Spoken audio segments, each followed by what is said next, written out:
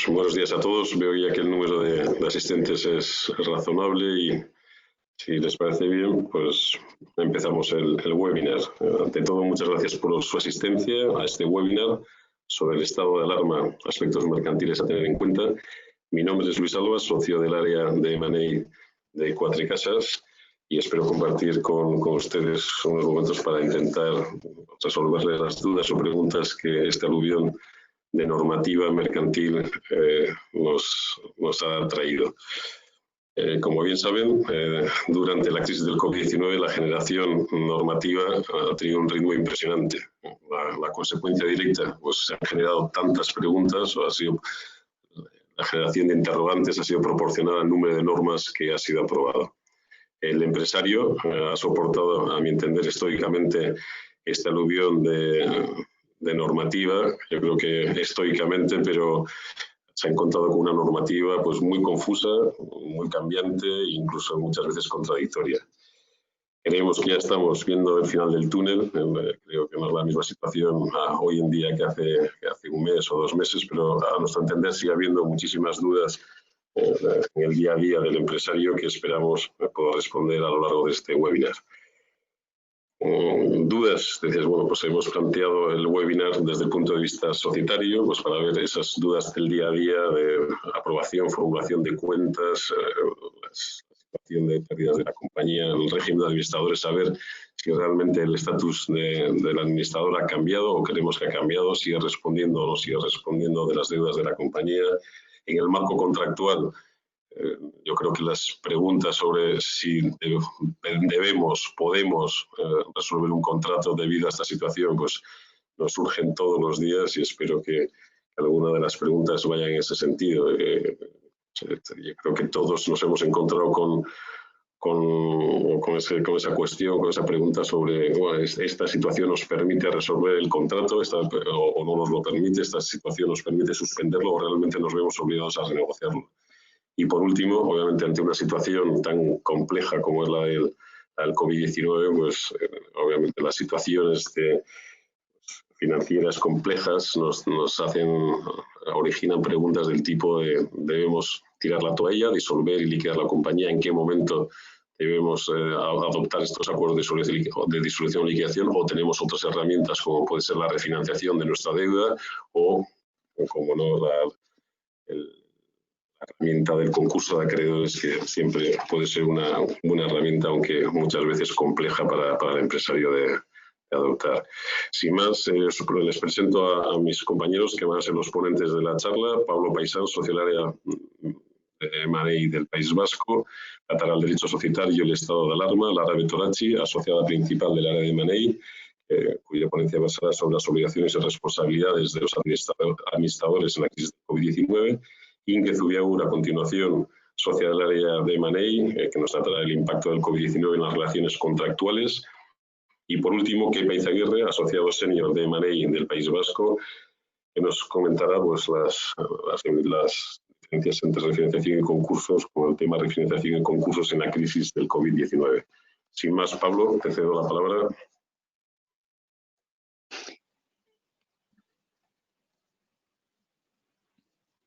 Vale, buenos días a todos. Muchas gracias, Luis, por la presentación. Buenos días a todos los asistentes y como apuntaba Luis, que los empresarios están aguantando estoicamente esta situación no solamente del COVID-19, sino del estado de alarma y las novedades legislativas que han traído todo el estado de alarma.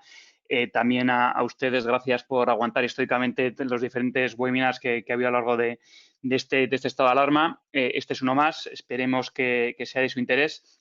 En mi parte va a estar centrada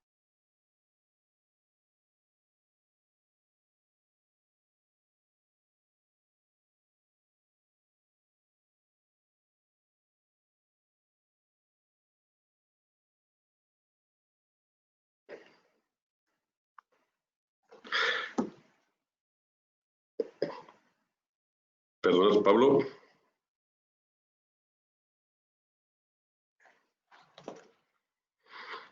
Al menos no sé si al resto les ha ocurrido lo mismo, pero creo que Pablo se ha quedado congelado. Pablo está experimentando un problema técnico. Si Sí. queréis pasar al siguiente ponente. Pues mira, aprovecho para comentarles que las preguntas, si les parece bien, las podrán realizar bien por escrito o bien verbalmente al finalizar el webinar. Y bueno, pues si no conseguimos resolver este problema técnico, si os parece bien, pasamos al siguiente ponente, que es Lara Bertoracci, asociada principal del área de M&A, y que, como les adelantaba antes, pues tratará sobre ese nuevo o no nuevo marco de los administradores con el tema las obligaciones y responsabilidades de los administradores en la crisis del COVID-19. Lara. Sí, gracias, Luis. Voy a pasar. Muy bien. Yo os voy a hablar de la responsabilidad de los administradores en el tiempo del COVID-19, ¿no?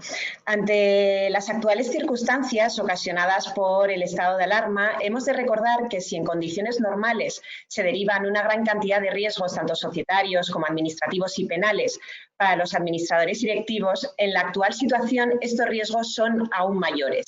De ahí la importancia de que si los administradores quieren mitigar o reducir riesgos, deben ser, si cabe, aún más escrupulosos y cuidadosos a la hora de cumplir con los deberes que les son inherentes por su condición de administrador. De ahí la importancia que tiene el entender los deberes de los administradores para entender la responsabilidad que conlleva su nombramiento. En cuanto a los deberes de los administradores, tenemos el deber de diligencia y el deber de lealtad. El deber de diligencia implica que el administrador tiene que desempeñar su cargo con la diligencia de un ordenado empresario y estar informado de la marcha de la sociedad. Este deber describe, digamos, el estándar de conducta que tiene que tener el administrador en el plano de la gestión y, en cierto modo, trata de imponer una determinada dedicación a la empresa, es decir, que se ocupen y se preocupen por el desenvolvimiento de la compañía. Aquí únicamente puntualizar que es un principio que es exigible a todos los administradores. No obstante, en caso de un consejo de administración, esto puede variar dependiendo de las funciones específicas que se realice en dicho órgano. Así, por ejemplo, a un administrador único que se le exige que realice todo, a un consejero no ejecutivo pues se le exigirá que cumpla pues, con sus deberes de acuerdo con las funciones de elección, delegación, supervisión o autorización. Aquí es importante indicar, de cara a la responsabilidad de los administradores, que en el ámbito de las decisiones estratégicas...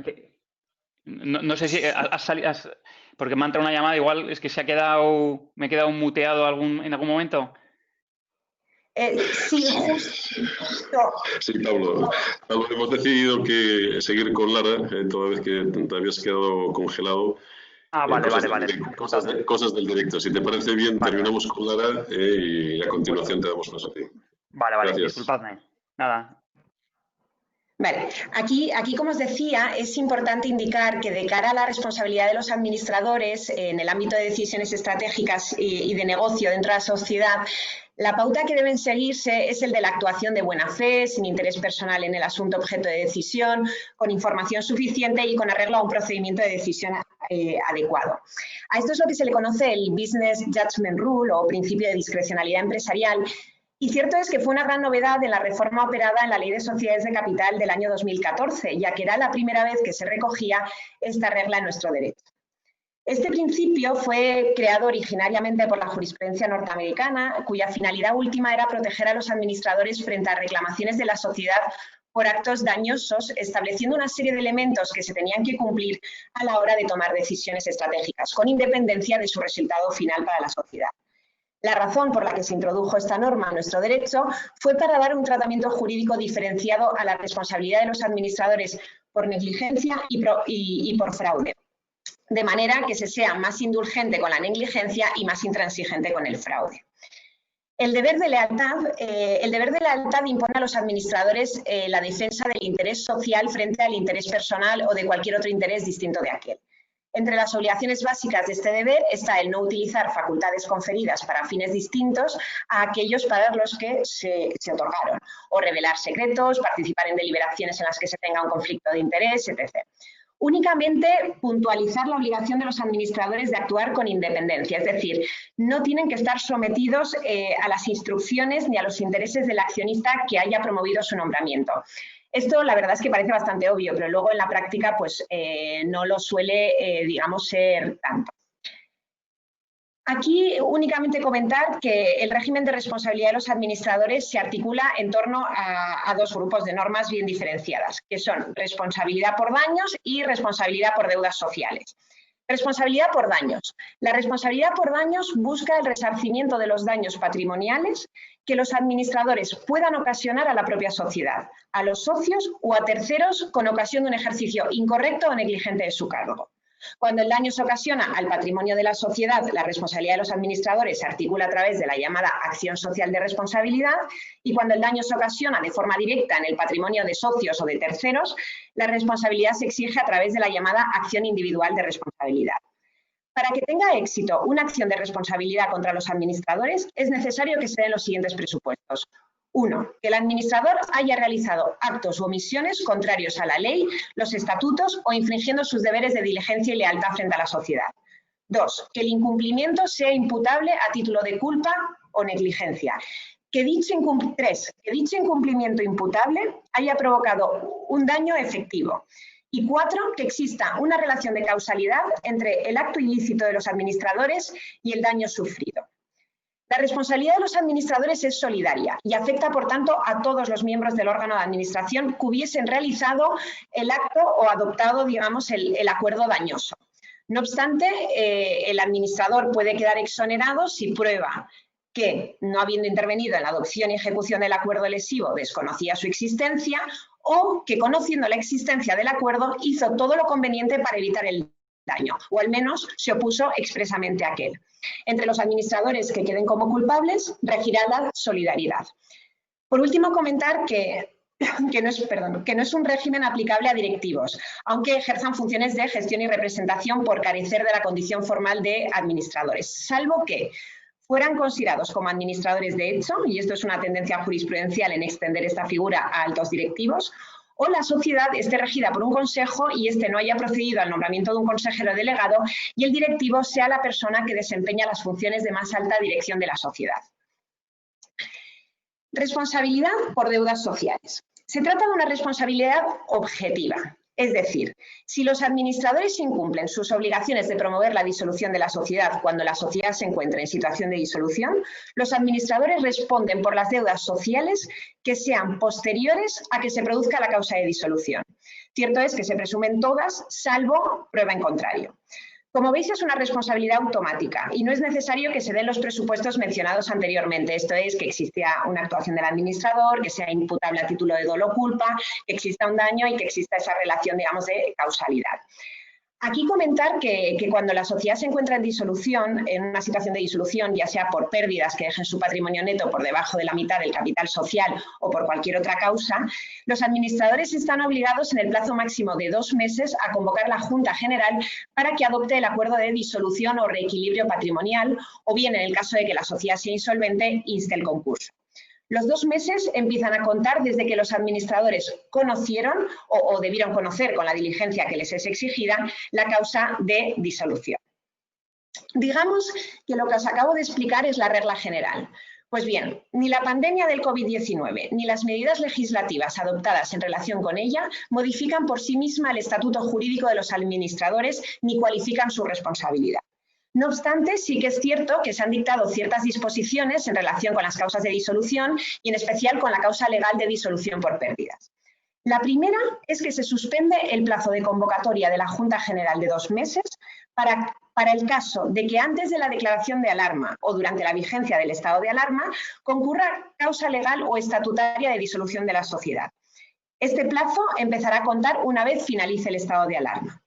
La segunda es si la causa legal o estatutaria de disolución hubiera acaecido durante la vigencia del estado de alarma, los administradores no responderán de las deudas sociales contraídas en ese periodo. La tercera, y que a diferencia de las otras dos, aplica solo a la causa de disolución por pérdidas, establece que no se tomarán en consideración las pérdidas del ejercicio 2020 a los efectos de verificar si la sociedad ha incurrido en la causa de disolución por pérdidas graves. Aquí se abren distintos escenarios. pérdidas de 2019 o años anteriores. En este caso, los administradores, con la diligencia que les es exigible, debían conocer esa situación y tenían que haber convocado la Junta antes del estado de alarma, o si la Junta no hubiera removido la causa, deberían de haber solicitado la disolución judicial de la sociedad. Si no lo hubieran hecho, existiría responsabilidad del administrador por deudas posteriores a la causa de disolución. Aquí comentar únicamente que hipotéticamente podría haber sociedades que por pérdidas del ejercicio 2019 estuvieran en causa de disolución a 31 de diciembre de 2019, pero que los administradores pudieran razonablemente defender que el 14 de marzo de 2020, cuando se declaró el estado de alarma, no había transcurrido el plazo de 2 meses para convocar la Junta, y en esos casos sería de aplicación la primera norma que os he indicado, de forma que su obligación de convocar la Junta estaría suspendida hasta el final del estado de alarma. Luego aquí tenemos las pérdidas de 2020, que lo que viene a decir el Real Decreto es que no se tomará en consideración las pérdidas del ejercicio 2020 para determinar si la sociedad se encuentra en causa de disolución. Esta medida es de forma permanente, ¿no? Es decir, esas pérdidas del ejercicio 2020 no se tomarán en consideración nunca. Pérdidas de 2021. El legislador se refiere a apreciar pérdidas en el resultado del ejercicio 2021. Por eso entendemos que la apreciación de la concurrencia de la causa de disolución por pérdidas cualificadas solo debería realizarse al determinar el resultado del ejercicio 2021. Esto es, para las sociedades cuyo ejercicio coincida con el año natural a partir del 1 de enero de 2022, fecha en la que comenzará a contar el plazo de 2 meses para que los administradores convoquen la Junta General.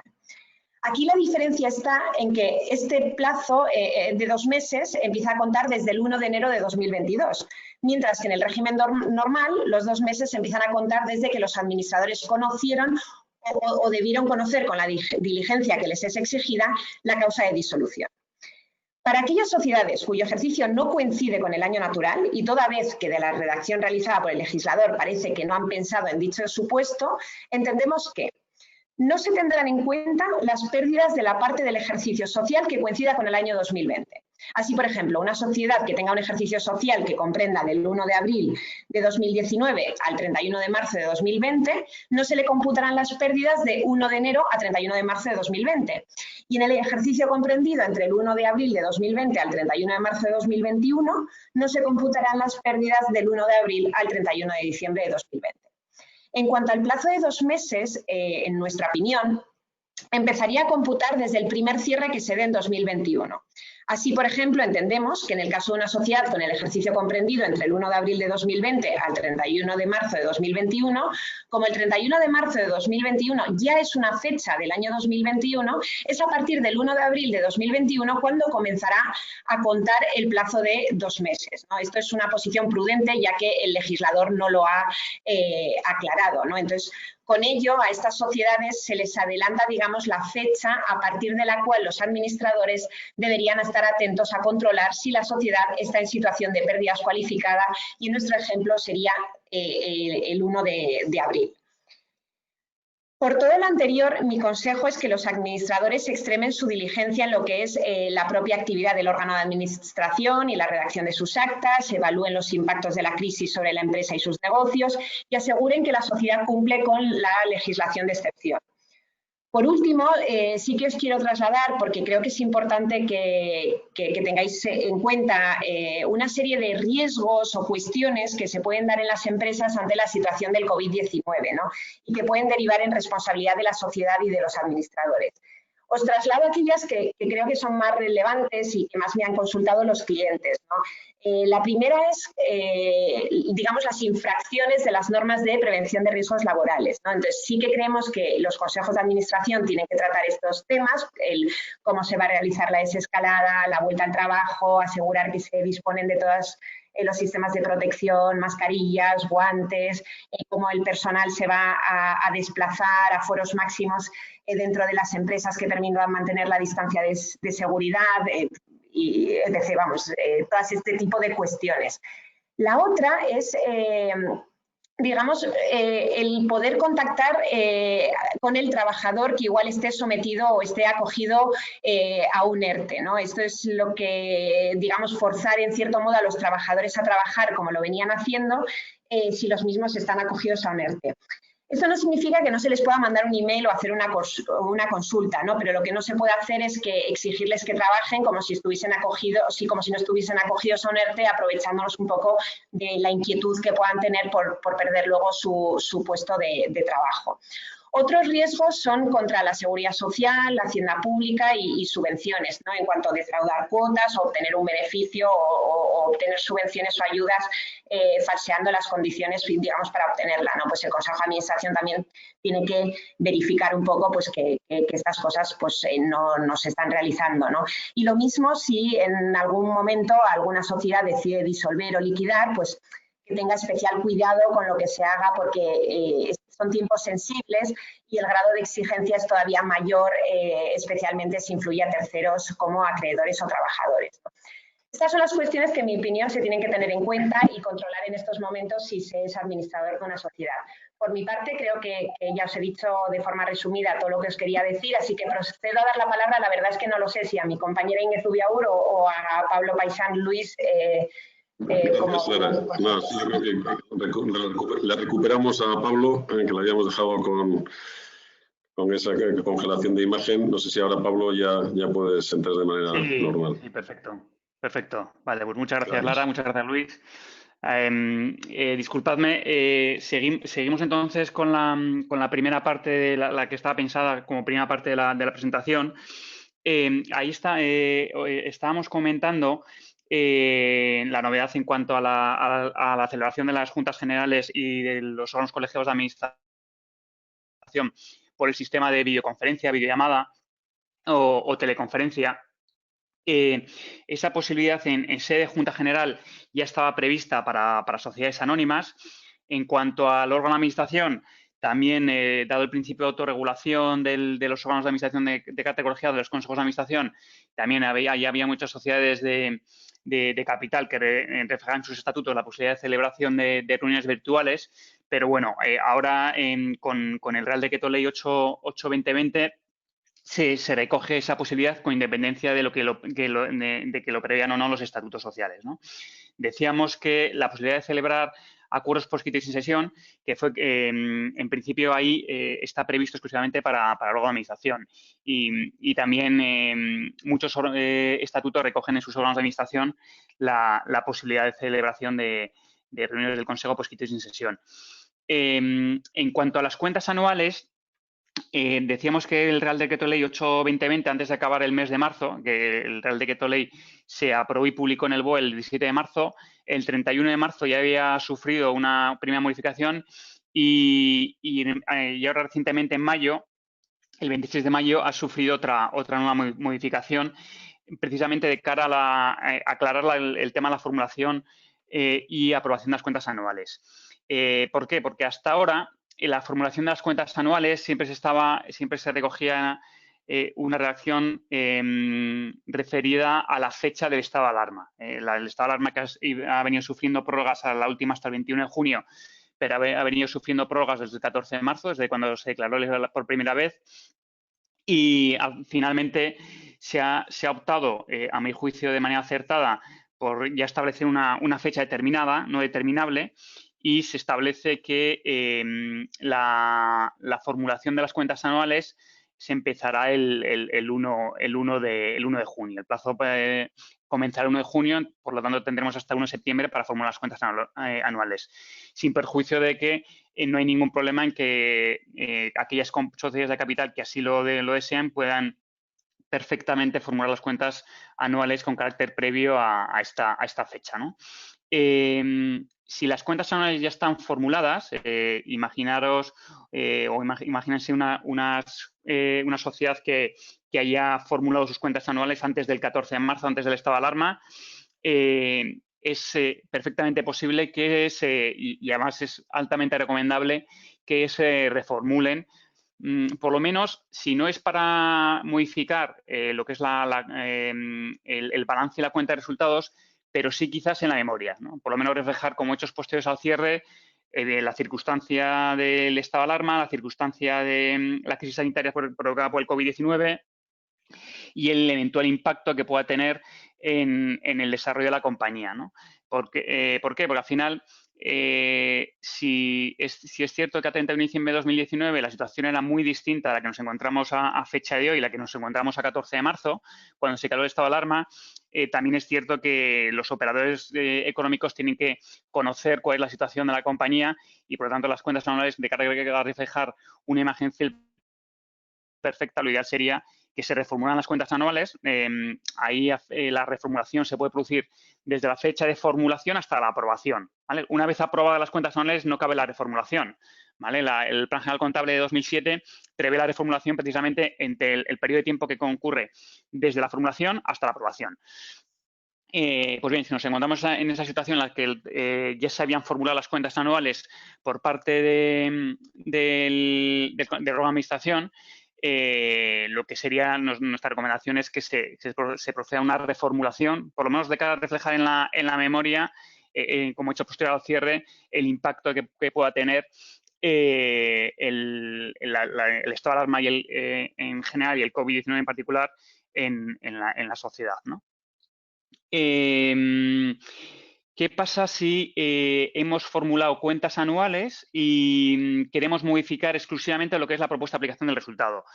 Es posible que sin necesidad de reformular cuentas anuales se modifique la memoria exclusivamente en el apartado relativo a la propuesta de aplicación del resultado y que se someta a la Junta General una propuesta de resultado distinta a la formulada inicialmente por el órgano de administración. Más novedades, bueno, el derecho de separación. Ahí veo que hay un typo, habla del artículo 38 bis, es el 348 bis de la Ley de Sociedades de Capital. Eso es disculpadme, es un pequeño typo que hay en la presentación. Durante estado de alarma, por lo tanto, hasta el 21 de junio no se pueden ejercitar el derecho de separación por falta de reparto resultado a dividendos o por cualquier otro motivo, no solamente por el 348 bis, sino que es el derecho de separación más maltratado de la historia, de nuestra historia de sociedades de capital, o por cualquier otro motivo, bien estatutario o legal de separación.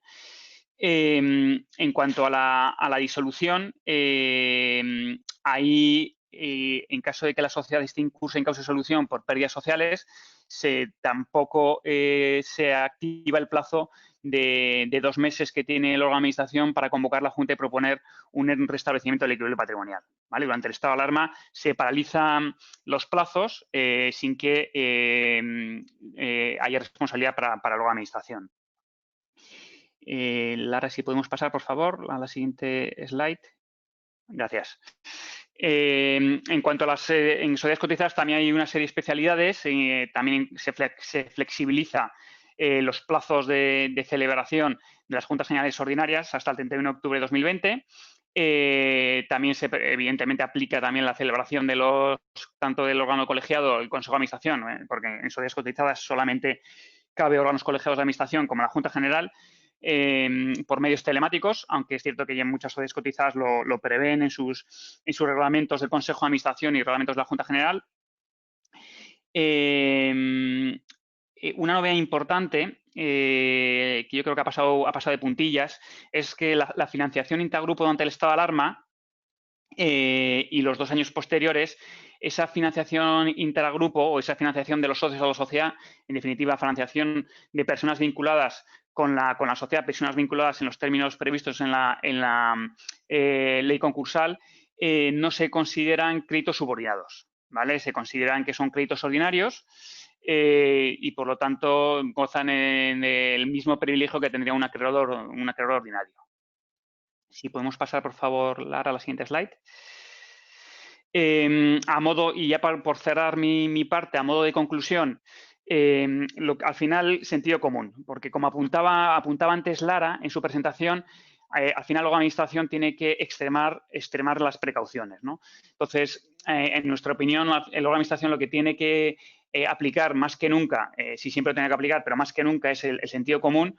El hecho de que finalice el estado de alarma no implica que haya desaparecido la situación de la crisis sanitaria, el virus está, la incertidumbre sobre su extensión, sobre cuándo va a finalizar o cuándo vamos a tener una vacuna que finalmente venza el COVID-19, eso es algo totalmente incierto y, por lo tanto, la Administración siempre tiene que actuar de manera diligente y decidir en qué momento convoca una Junta General, en qué momento esa Junta General tiene que ser presencial o no, de cara a evitar eventuales contagios, ¿no? Y extremar las precauciones. Al final, el último responsable de la buena gestión social van a ser los administradores, va a ser el órgano individual o colegiado de administración y por eso tiene que extremar la diligencia en estos momentos de absoluta incertidumbre que ni el propio órgano de administración ni terceros le podrán dar certeza sobre las implicaciones que tenga de la buena Junta General y que haya uno de los socios que acuda y que esté infectado por el virus y que pueda propagar el virus a todo el resto de socios, ¿no? En definitiva, sentido común. Gracias. Pues muchas gracias a todos. Le damos paso a Inge Zubiaur, que nos comentará el impacto del COVID-19 en las relaciones contractuales. Estupendo, gracias. Muchas gracias, Luis. Muchas gracias a todos los asistentes. La verdad es que la situación que ha generado el COVID-19 es del todo novedosa. Muchos la caracterizan de fuerza mayor y yo creo que en cierta medida así lo es, ¿no? No estamos acostumbrados en parte en España, gracias a nuestra climatología, pues a padecer huracanes y recientemente ni guerras y este tipo de situaciones habitualmente definidas como fuerza mayor, y nos hemos encontrado con esta crisis sanitaria que, bueno, que ha venido a trastocar casi todas las relaciones contractuales. Hay que decir que si bien ha habido una, digamos, profusión normativa en miles de aspectos, lo cierto es que lo que es las reglas o principios generales del Código Civil o del Código Mercantil en cuanto a las relaciones civiles y mercantiles entre las partes, pues fundamentalmente no se han visto afectadas, salvo algunas excepciones de moratorias en materia de hipotecas, arrendamientos, cancelaciones de viajes de consumidores, pero en general, digamos que en las relaciones entre las empresas no ha habido ningún cambio sustancial en cuanto a la normativa, ¿vale? Yo voy a empezar hablando quizás de la fuerza mayor. Lo primero que hay que decir es que en caso de que exista contrato es importantísimo mirar la cláusula, porque en ocasiones las cláusulas contractuales contemplan definiciones pues mucho más amplias de lo que es el criterio legal, ¿vale? El parámetro legal es relativamente estricto, en tanto que es fuerza mayor solo aquello que no hubiera podido preverse, no que no se hubiera previsto o que incluso de ser previsto fuera inevitable, ¿no? También tenemos una regulación en el Código Civil en relación con las obligaciones que resulten legal o físicamente imposible. Y aquí no estoy diciendo ni inconvenientes ni económicamente, digamos, inviables o conceptos similares, ¿vale? ¿Qué cautelas, Lara, por favor, si pasamos a la siguiente? Muchas gracias. ¿Qué cautelas hay que tener? Primero, hay que hacer un análisis objetivo de la situación. Es posible que exista una situación general de fuerza mayor, pero que no incida necesariamente en el cumplimiento del contrato. Pongo ahí el ejemplo de que es posible entregar mercancía y hacer el pago. Situaciones que nos estamos encontrando. Oiga, que no tengo pedidos, entonces casi mejor que no me entregue la máquina, derivado de la situación del COVID, etcétera. Oiga, una cosa es que no le convenga porque usted luego no puede explotar como esperaba esa máquina, y otra cosa es que usted alegue una fuerza mayor para que yo no le entregue la máquina cuando es perfectamente factible, ¿vale? Lo mismo respecto a hacer el pago. Situaciones reales que estamos viviendo. Oiga, yo he entregado la máquina, tiene usted que pagar el hito correspondiente a la entrega de la máquina, el 50, 60%, lo que sea que hayan acordado las partes, y oiga, derivado del COVID estoy pasando dificultades, no le puedo pagar. Bueno, pues una cosa es que se renegocien las relaciones contractuales, pero las obligaciones de pago, fundamental, no se ven afectadas por el COVID. No puede argumentar a alguien que tenga, digamos, una dificultad pues derivado de que no está haciendo los ingresos para exonerarse de la obligación de pago. Otra cosa es que trate de renegociarla. Vale. Asimismo, la situación debe ser excepcional. Yo creo que en el caso del COVID este requisito se cumple y que no sea simplemente pues, inusual, pues como pueden ser variaciones en precios de materia prima o inclemencias que más o menos sean previsibles, ¿no? Aunque pueda la medida de ese cambio pueda no ser tan previsible. Debe estar fuera del control de la parte a la que afecta. Esto es importante porque en ocasiones, y lo que estamos viendo mucho con el COVID, es que no hay una imposibilidad muchas veces como tal, una imposibilidad física o legal, porque una norma prohíba la continuidad de una obra o de un trabajo, sino que muchas veces pueden ser pues dificultades que las partes pueden sobreponerse. Quizá no se puede cumplir el calendario, pero digamos de la obra o de las entregas hay que ralentizar porque hay que aplicar medidas de seguridad y por tanto no puede estar el mismo nivel de operarios, etcétera, pero no vale argumentar esas dificultades simplemente para decir que hay imposibilidad, ¿vale? Y por último, pues evidentemente no debe haber sido causado atribuible a la otra parte porque si no estaríamos en un supuesto de incumplimiento de la contraparte.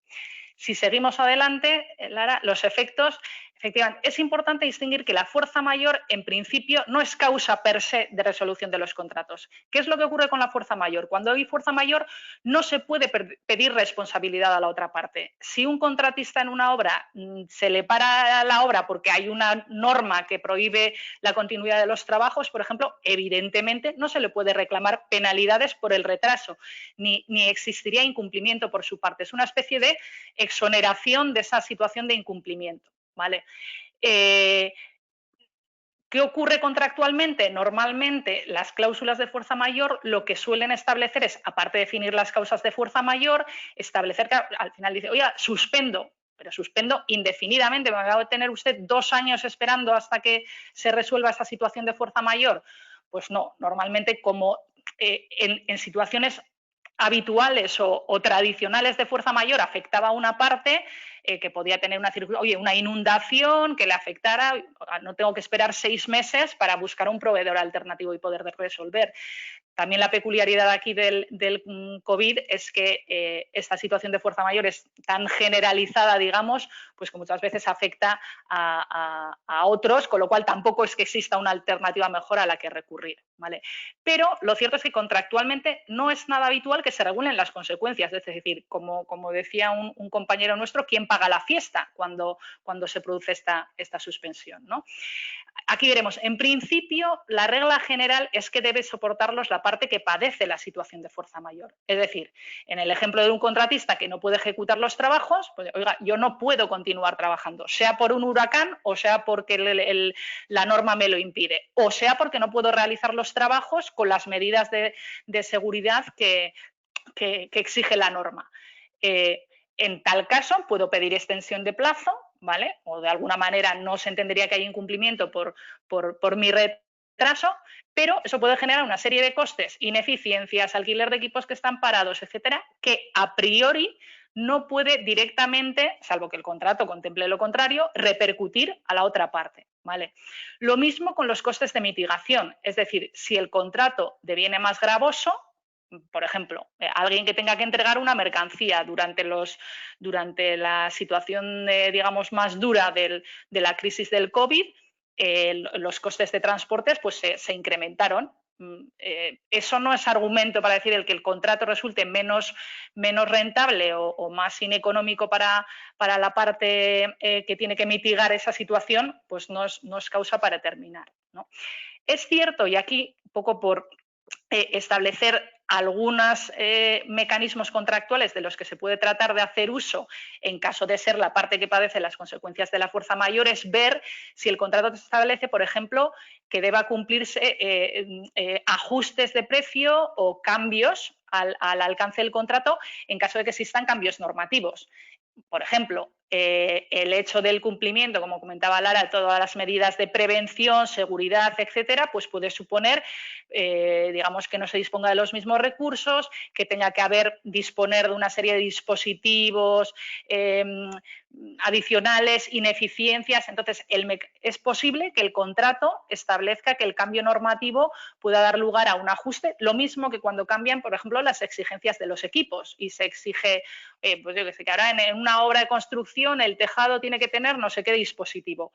En algunos contratos, o sea, el contratista asume el riesgo del cambio normativo y en otros contratos se permite que esto dé lugar a un ajuste de precio, ¿vale? ¿Qué es lo que estamos, digamos, de alguna manera echando mano a los abogados para abordar esta situación tan excepcional? Todos hemos visto pues, situaciones, ¿no?, de el arrendatario que tiene una tienda, que le han cerrado la tienda y tiene que seguir pagando la renta íntegra todas estas situaciones, ¿cómo intentamos resolverlas? Porque, como digo, ni el Gobierno ha establecido en términos generales, salvo para, digamos, colectivos más vulnerables, una solución, y nos encontramos con un arrendatario que no puede explotar su establecimiento, que carece de ingresos y que a su vez se ve, ¿no?, obligado a pagar la renta. Entonces, no existe, más allá de los principios generales de equilibrio, de buena fe, etcétera, digamos, el instrumento jurídico del que podemos disponer es la doctrina del rebus sic stantibus, que viene a ser algo así como mientras las cosas permanezcan así, que lo que permite es, y especialmente en contratos de tracto sucesivo, es decir, no pues un suministro que se cumple en un momento y ya está, sino más bien que se van cumpliendo en el tiempo, cuando se produce una alteración absolutamente extraordinaria, imprevisible, pues un poco los mismos requisitos y cautelas que la fuerza mayor, que no es que imposibilite el cumplimiento del contrato, sino que altera totalmente el equilibrio de una manera desproporcionada, pues bueno, pues los tribunales venían un poco aplicando esta doctrina para tratar de reequilibrar el contrato. Ojo, es una jurisprudencia que es muy exigente, o sea que no basta que haya, oiga, es que yo firmé este contrato de arrendamiento a 10 años y ahora pues es que han bajado las rentas y la mía se me ha quedado muy cara. Pues oiga, pues no está para esto, el rebus sic stantibus es una situación más o menos previsible. Es cierto que la jurisprudencia varió un poco con la crisis de 2008, porque ahí sí que se produjo un poco un revulsivo que iba más allá de lo normal, aunque bueno, la doctrina ha vuelto un poquito a sus aguas de criterio restrictivo, ¿vale? Y normalmente lo que aboga es por reequilibrar el contrato, no por resolverlo, ¿vale? Entonces, conclusión, y ya para acabar rápido, ¿qué es lo que debemos hacer cuando tengamos situaciones de dificultades, imposibilidades o problemas a la hora de continuar los contratos o que cumplan, digamos, nuestras contrapartes? Lo primero, revisar los contratos para ver si hay cláusula de fuerza mayor y ofrecer pues alguna solución o pautas sobre cómo deben actuar las partes, porque prevalecerá lo que disponga el contrato, y si no lo hay, analizar objetivamente el impacto que esta situación genera. Cuando digo objetivamente, yo ya sé que esto es muy difícil, pero hay que intentar hacer este ejercicio. Quiero decir, hay veces que es muy humano decir, oye, es que no me sale a cuenta, es que es absolutamente, ¿no?, descabellado tratar de continuar, etcétera. Bueno, pues en esas circunstancias sí, pero que no sea, digamos, una decisión de pura conveniencia. Es decir, ahora es que me sale más caro, o es que ahora no me viene bien comprar esta, ¿no?, o seguir adelante con esta compra de máquina, pues porque pues no sé si la voy a amortizar, pues no sé si voy a tener producción o cómo va. Oiga, es que usted tenía un contrato firmado y no hay imposibilidad. Entonces, ojo con sentirse tentado de utilizar la situación del COVID-19 pues para exonerarse de compromisos, etcétera, ¿vale? Por eso lo de actuar con prudencia, es decir, no adoptar decisiones precipitadas de resolver, oye, aprovechando que el COVID pasaba por Valladolid, comunicar que ahora no quiero, porque esas situaciones pues pueden suponer un incumplimiento en la medida en que no se esté amparado por una situación de fuerza mayor real, ¿vale?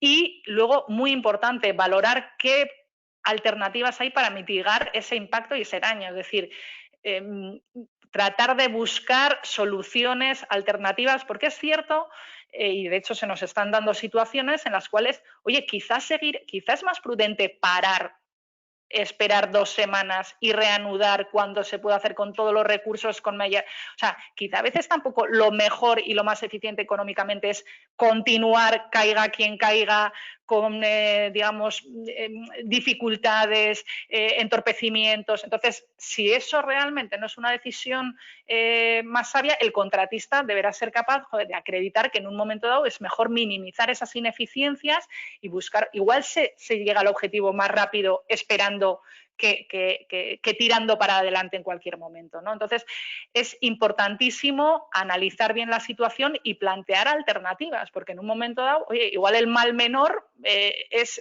de alguna manera esperar y no necesariamente continuar adelante, ¿vale?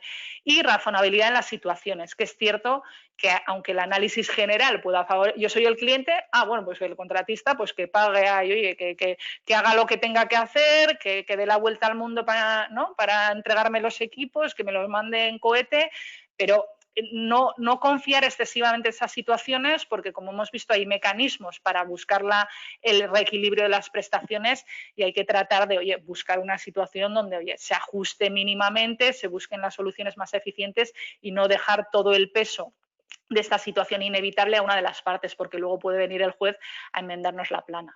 ¿Vale? Importantísimo también involucrar a la otra parte, involucrarle las soluciones. Como decía, si la otra parte insiste en el cumplimiento y en un momento dado esa solución es más ineficiente y el contratista ha planteado otras soluciones más eficientes que minimizaban los costes, pues en un momento dado tendrá más opciones para defender que los extracostes que se han generado no son todos debidos a la fuerza mayor, sino a la decisión del cliente de seguir para adelante pues en las circunstancias más adversas o lo que fuera. Con lo cual, yo creo que es muy importante esto de plantear alternativas para luego poder negociar y que no todo sea, ¿no?, imputable a una de las partes, sino que también ha sido, digamos, el cliente en un momento dado quien ha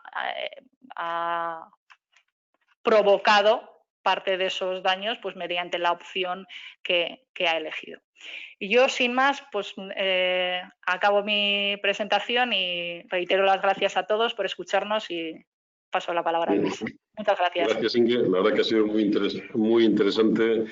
Yo creo que la tentación de utilizar el COVID-19 para resolver los contratos la hemos tenido, o lo han tenido casi todos nuestros clientes, y bueno, seguramente saldrán muchas preguntas a este respecto. Yo creo que hay un punto tan importante que ya no hemos hablado, es el bloqueo que todas estas demandas que seguramente entrarán en los tribunales pues va a generar en nuestros tribunales y en nuestros juzgados. Sin más, le doy la palabra a Kepa Izaguirre, que nos hablará sobre las refinanciaciones y los concursos en la crisis del COVID-19.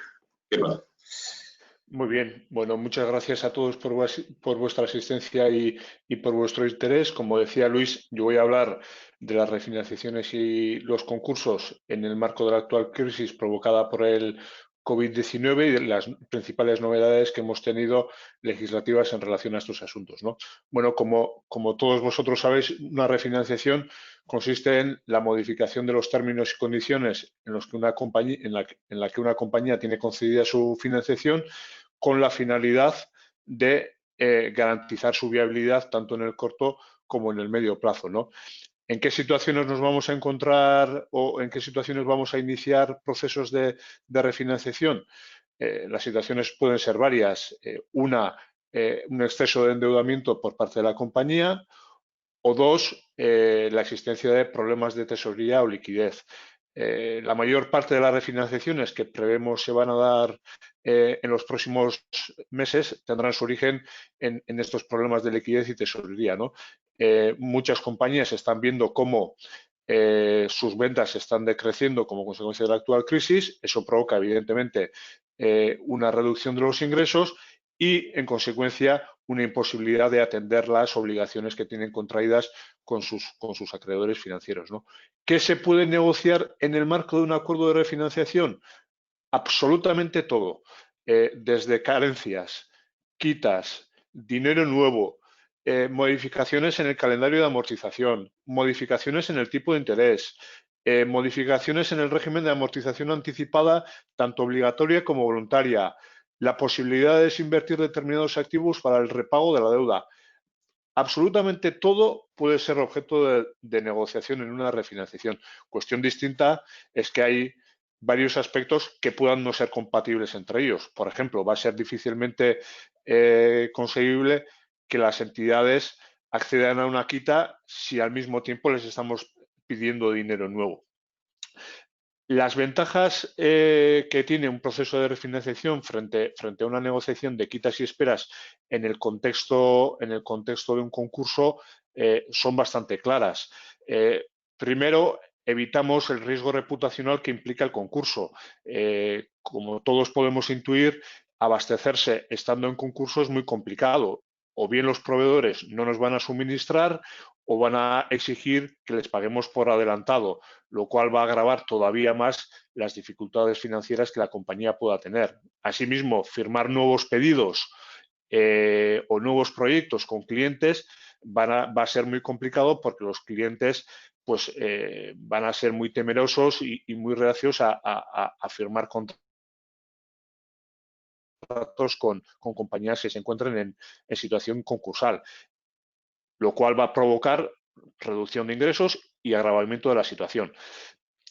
En un concurso, en principio, y sin perjuicio, en un proceso de refinanciación, sin perjuicio de las dificultades financieras que pueda atravesar la compañía sigue su normal actividad.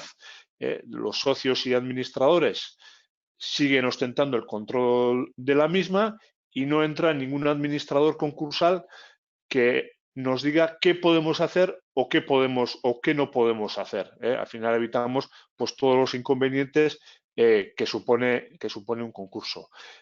Esto no significa ni mucho menos que las refinanciaciones sean la panacea.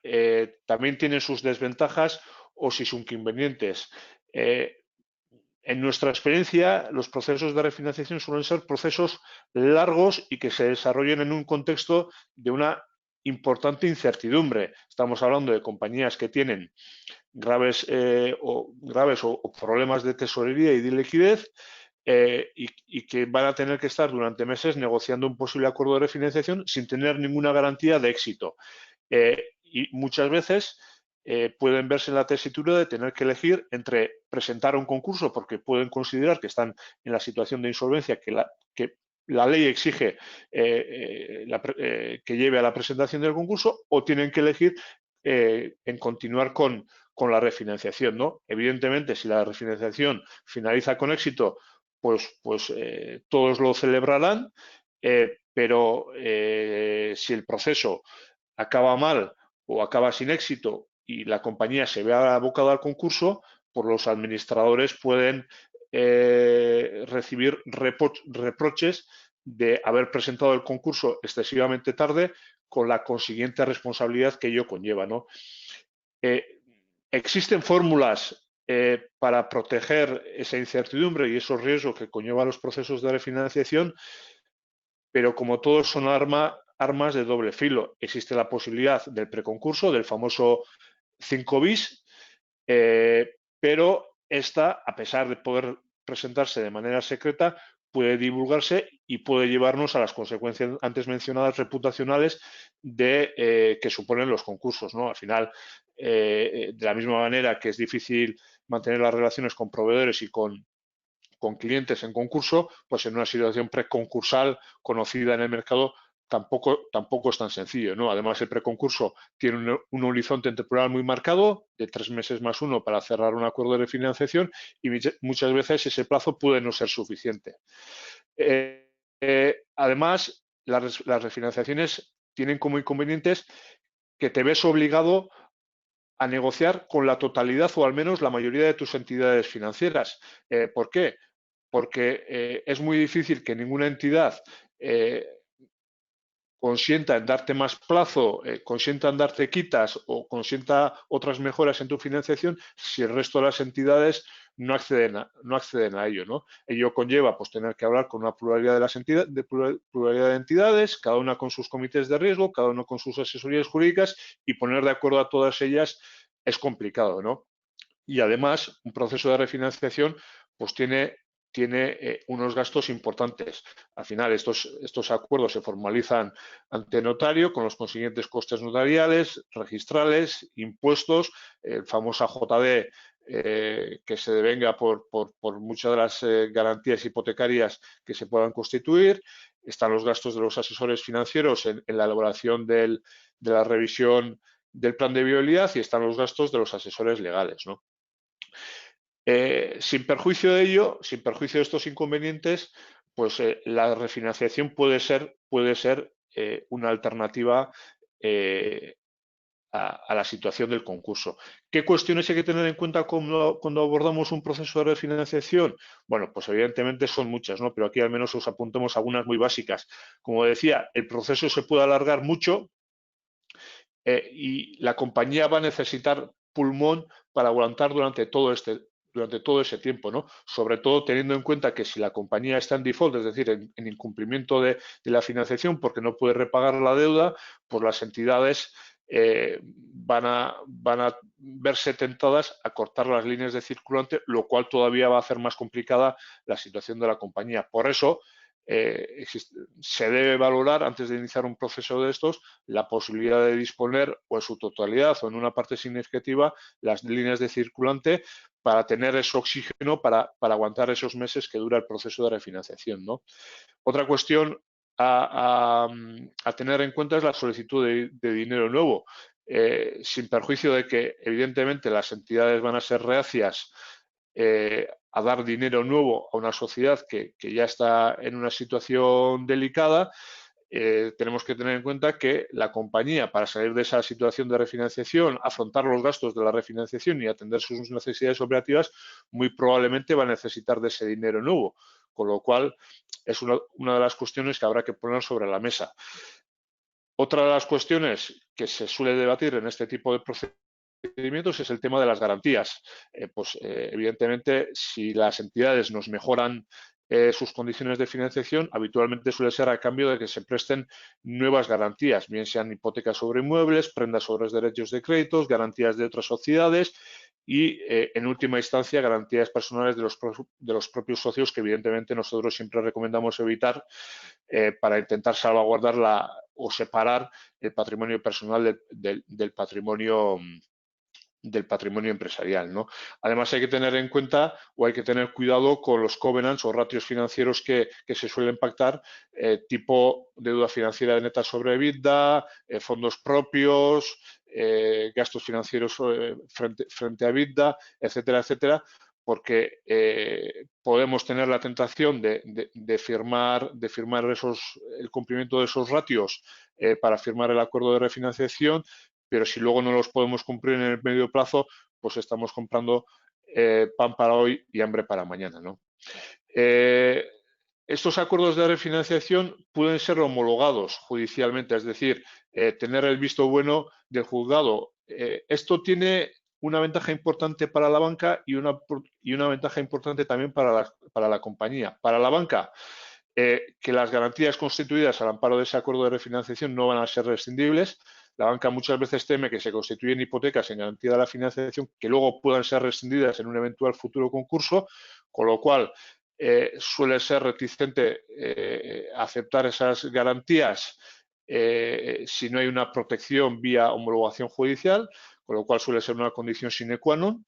Y por otra parte tiene una ventaja importante para la compañía porque permite arrastrar los efectos de la refinanciación a entidades disidentes que no han firmado ese acuerdo de refinanciación. Es decir, eliminamos el veto que pueden suponer entidades disidentes minoritarias que puedan, pues bueno, por no querer entrar en la refinanciación. Si conseguimos que la mayoría de las entidades nos den más plazo, nos den mejores condiciones, si una entidad no entra, la podemos arrastrar sujeto al cumplimiento de una serie de condiciones, ¿no?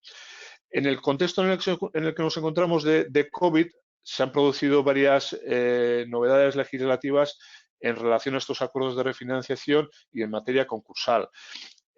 La novedad más relevante, la relativa a la suspensión de la obligación de presentar el concurso voluntario hasta el próximo 31 de diciembre de 2020. Es decir, incluso en el supuesto de que una compañía se encuentre a fecha de hoy en situación de insolvencia, no estará obligada a presentar el concurso hasta el 31 de diciembre. ¿Por qué? Lo que pretende el legislador es dar mayor capacidad y más plazo a las compañías para que puedan buscar soluciones a su actual situación de insolvencia, para que se puedan refinanciar sin tener la espada de Damocles que supone la obligación de presentar el concurso en el plazo de 2 meses, que es el plazo general legal que se aplica fuera de este periodo excepcional, ¿no? Adicionalmente, se permite homologar más de un acuerdo de refinanciación por cada año. Antes no se podía homologar más de un acuerdo por año, ahora sí que se permite. ¿Por qué? Básicamente se está pensando en compañías que se refinanciaron con carácter previo a la crisis del COVID y que ahora, evidentemente, la situación era absolutamente imprevisible y ahora, debido a la situación, pues ven imposible atender las obligaciones que asumieron en su momento, ¿no? Entonces, como las entidades no van a entrar a refinanciar, salvo que se pueda homologar ese acuerdo, el legislador lo que ha permitido es, oiga, homológuese dentro del periodo de un año ese nuevo acuerdo de refinanciación que se pueda suscribir, ¿no? Adicionalmente hay otras novedades que se han aprobado, pero bueno, ya han sido comentadas por mis compañeros y por no extendernos no vamos a reiterarlas, ¿no? Y estas son un poco las principales novedades que tenemos en materia de refinanciación y en materia concursal. Muchas gracias, Kepa. Hemos cumplido ya la hora, con lo cual yo creo que puede ser el momento del turno de preguntas. Veo que han bajado los asistentes. Yo creo que el que haya transcurrido ya la hora, pues entiendo que hemos metido mucha materia, muchos conceptos nuevos o muchas fechas, no sé, que si hay alguna duda que crean que les podemos aclarar, pues estamos a su disposición.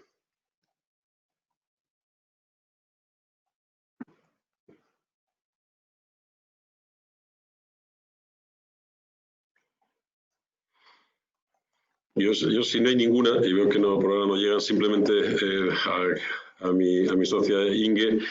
Inge, ¿cómo ves la posibilidad, ¿no?, de esa tentación de utilizar el COVID para resolver contratos y el futuro que puede venir a nuestros tribunales, a nuestros juzgados y tribunales con el aluvión de demandas que pueden resultar de esa mala utilización de la fuerza mayor o de la situación del COVID?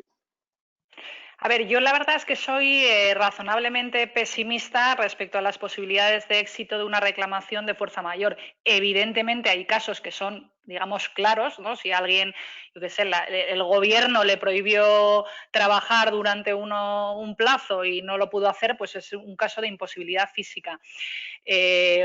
Perdón, imposibilidad legal. Si hay una imposibilidad física de prestar un servicio porque debe necesariamente prestarse, yo qué sé, estoy pensando que no es el mejor ejemplo, los peluqueros que te tienen que cortar pues oye, y en ese momento, ahora ya con medidas de seguridad se permite, pues tampoco.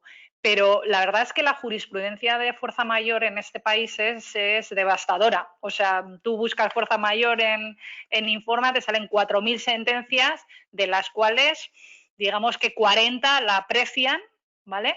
En muchísimos casos vemos que son, bueno, pues contratos de ejecución de obra, pues donde ha habido o bien cuestiones de suelo imprevistas que han complicado muchísimo la ejecución de las obras, o bien temas de huelgas sectoriales que, bueno, fuera del control de las partes, una huelga interna que no es causa de fuerza mayor. Entonces, son sentencias, los tribunales son relativamente, vamos, más que relativamente, bastante estrictos a la hora de apreciar la existencia de fuerza mayor. Lo cual tiene, o sea, porque es cierto, y uno se lee la jurisprudencia, al final dice, son dos casos similares, pero en uno, ¿qué jeta estos? Por 3 meses de retraso quieren resolver la compraventa porque lo que no quieren es comprar. Y entonces dicen que sí. Entonces, bueno, pues ahí la apreciación de la causa, pues no la aprecian. En otros casos donde joder, el contratista ha puesto todos, y ahí se ve realmente la importancia de la actitud de las partes. El que ha puesto todo de su parte para intentar cumplir, el que ha, pues normalmente el juez mirará con otros ojos en un momento dado, oiga, que no ha podido seguir adelante o que ya el desequilibrio era descomunal. Pero mucho ojo con aprovechar, como digo yo, que el Pisuerga pasa por Valladolid y como ahora que ya sé que no es así de, es que no quería y ahora me viene bien, sino que realmente ahora me viene mal por el COVID, porque no voy a usar esta máquina como pensaba, o estaba construyendo un almacén y yo no sé si estoy yo para ampliar instalaciones o voy a... Entonces, son situaciones comprensibles desde el punto de vista humano, pero que desde el punto de vista legal no se justifica el que ahora pues tus ingresos previstos.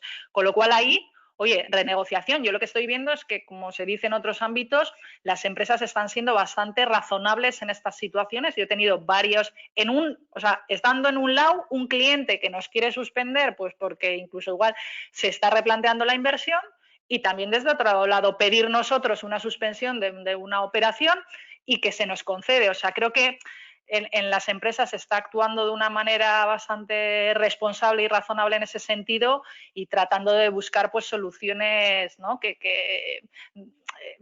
sean razonablemente satisfactorias para ambos y no imponer, ¿no?, todo el peso de la situación a una de ellas.